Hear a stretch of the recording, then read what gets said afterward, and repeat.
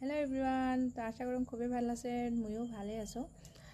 তো আজি কিছু গুরুত্বপূর্ণ কথা সেটা হল স্টেট ব্যাংকের নিয়ে আর কি। স্টেট ব্যাংকত যার যার নাম ভুল হয়ে আছে, পান কার্ড আধার কার্ড যে কোনো নগদে আর কি ব্যাংকের নগদ ভুল হয়ে যদি আছে তো তোমার প্রথমতে কি করবেন,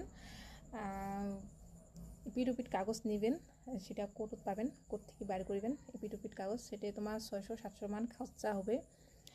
তো ওতে উকিল ধরে নেবে আর উকিলক কবা নেবে যে উকিলে নিজে পুষিবে তোমাক যে কি হিসাবত আর কি তোমার এখান কি হিসাবত দিবেন বা কি হিসাবত ইপিড বানাবেন।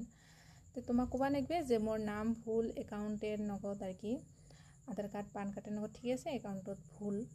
তো সেরকমভাবে আর কি তোমার কি প্রবলেম বা কি এটা তোমাক বুঝিয়ে কবা নেবে, তাহলে তোমার ভাল করিয়া বুঝি পাবে, তারপর লিখিবে না। তো তারপর ইপিড নিয়ে তারপর ব্যাংকত যায় আর কি কেওয়াইসি নিয়ে ফর্ম করিয়ে ফিল আপ করিয়া তোমার জমা দিবেন, তাহলেহে তোমাক নিবে ফর্মখান জমা, নহ'লে কিন্তু নানে। আগতে আবেদন দিলে হৈছে, আজিকালি আবেদন দিলে নহয়, আজিকালি ইপিড লাগে।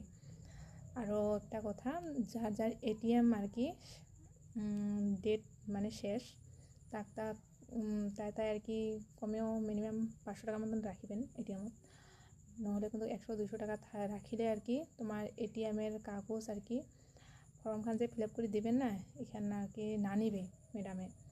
তো মিনিমাম 500-600 মান রাখেন, তাহলেহে ম্যাডামে ফর্মখান নিবে। নিয়ম বহুত বদলিছে, আগে নিচিনা নিয়ম নাই।